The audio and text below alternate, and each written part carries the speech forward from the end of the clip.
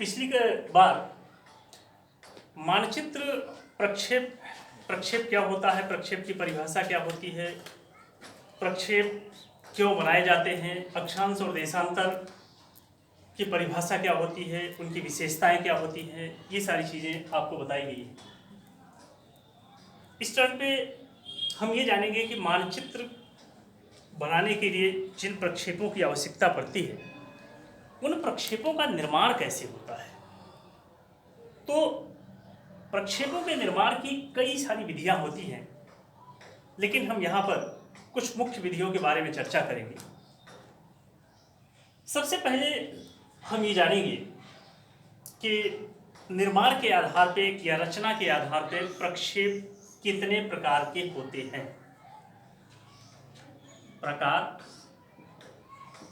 प्रक्षेप के प्रकार। रचना के आधार पे मुख्य रूप से प्रक्षेप 3 प्रकार के होते हैं।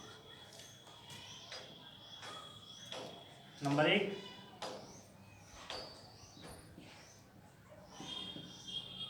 बेलनाकार प्रक्षेप।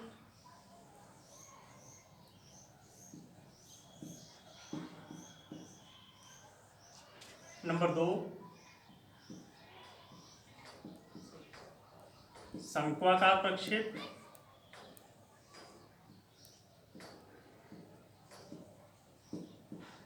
और नंबर 3, इसको कहा जाता है ख-मध्य प्रक्षेप। ख-मध्य या इसको शिरोबिंदु भी कहा जाता है। शिरोबिंदु प्रक्षेप। बेलनाकार प्रक्षेप, शंक्वाकार प्रक्षेप और शिरोबिंदु प्रक्षेप। सबसे पहले हम ये जानेंगे कि आखिर बेलनाकार प्रक्षेप का निर्माण कैसे होता है, शंक्वाकार प्रक्षेप का निर्माण कैसे होता है, शिरोबिंदु प्रक्षेप का निर्माण कैसे होता है और उनकी क्या विशेषताएं होती हैं।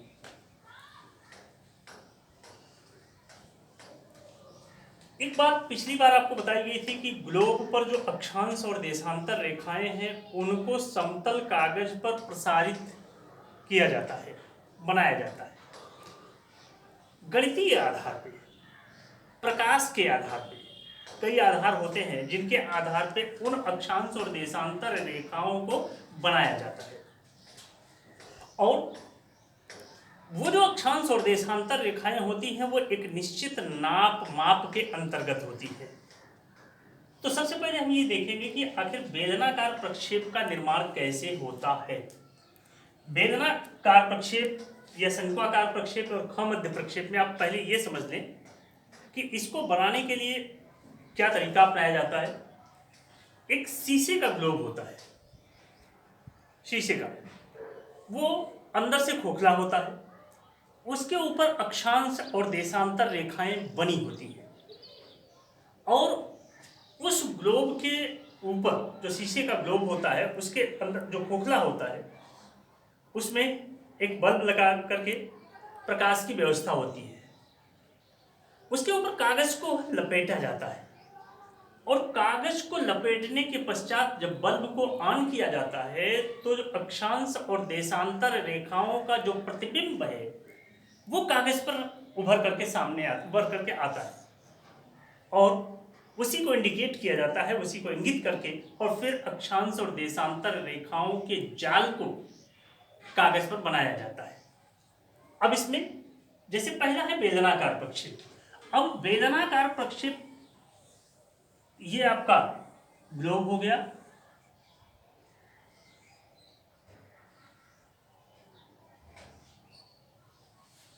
ये आपका ग्लोब है। अब इसमें कागज को इस शीशे के ग्लोब पर बेलन के आकार में चारों तरफ से इस तरीके से इसको लपेट दिया जाता है, इस तरीके से। और जब इसको लपेट दिया जाता है उसके बाद इस बल्ब को ऑन किया जाता है, ग्लोब के अंदर बल्ब। तो जो अक्षांश और देशांतर रेखाएं होती हैं प्रतिबिंब इस कागज पर पड़ता है जो कागज बाहर से लिपटा हुआ होता है, और फिर उसी को इंडिकेट कर दिया जाता है, उसी को बना दिया जाता है। और फिर वो जब इस कागज को हम खोलते हैं तो कागज को खोलने के पश्चात वो जो अक्षांश और देशांतर रेखाएं हैं उनका प्रतिबिंब कैसा आएगा, उनका प्रतिबिंब इस तरीके से आएगा।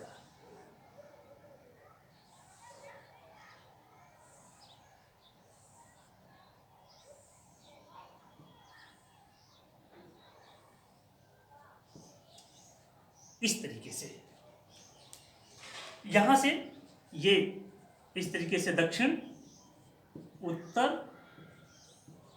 पूर्व और ये पश्चिम। तो वेदनाकार प्रक्षेप बनाते समय अक्षांश और देशांतर रेखाओं के जो जाल का प्रतिबिंब आएगा वो इस रूप में आएगा। दूसरा है शंक्वाकार प्रक्षेप।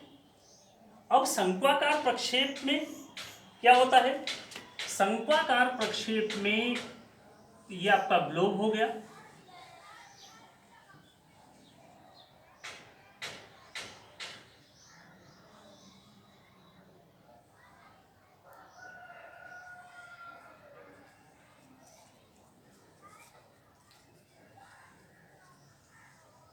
इस ग्लोब के ऊपर कागज को शंकु के आधार, शंकु के रूप में इस तरीके से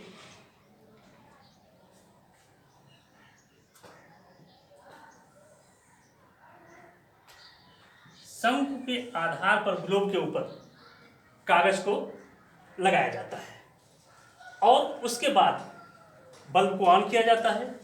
फिर अक्षांश और देशांतर रेखाओं का जो प्रतिबिंब है वो समतल कागज पर उभर करके आता है, और जो समतल कागज पे अक्षांश और देशांतर रेखाओं का प्रतिबिंब उभर करके आएगा वो इस रूप में आता है।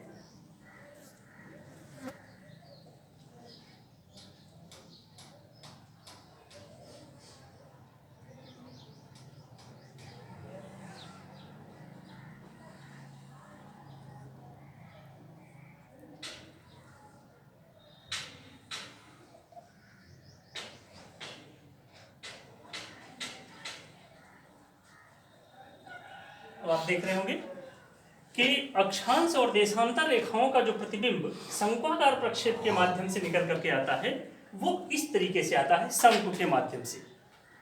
और एक और चीज आप जान लें कि इसमें जो शंक्वाकार प्रक्षेप बनता है तो शंक्वाकार प्रक्षेप में केवल एक गोलार्ध का की अक्षांश और देशांतर रेखाएं बन सकती है, चाहे आप उत्तरी गोलार्ध की एक साथ बना लें और चाहे आप दक्षिणी गोलार्ध की एक साथ बना लें।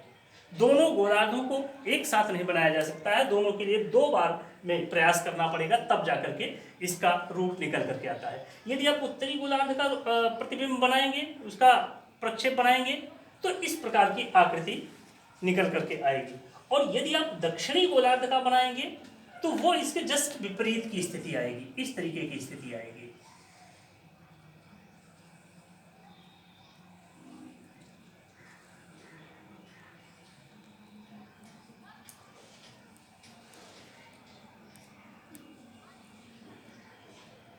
इस तरीके की स्थिति आएगी।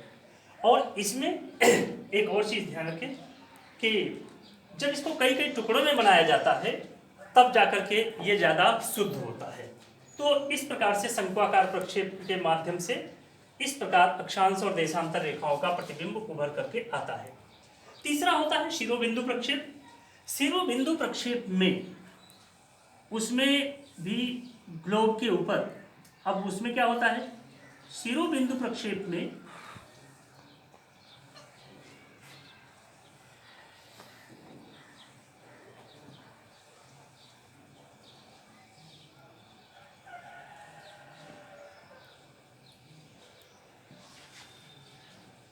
इसमें कागज को ग्लोब के किसी एक सिरे पर फ्लैट रख दिया जाता है।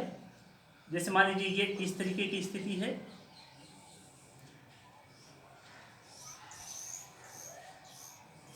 इस तरीके से इसको फ्लैट रख दिया जाता है, और उसके बाद फिर इसका प्रतिबिंब इस समतल कागज पर, सादे कागज पर डाला जाता है और सादे कागज पर जो प्रतिबिंब आता है उसका जो प्रतिबिंब निकल करके आता है वो किस रूप में आता है, वो इस तरीके से आता है।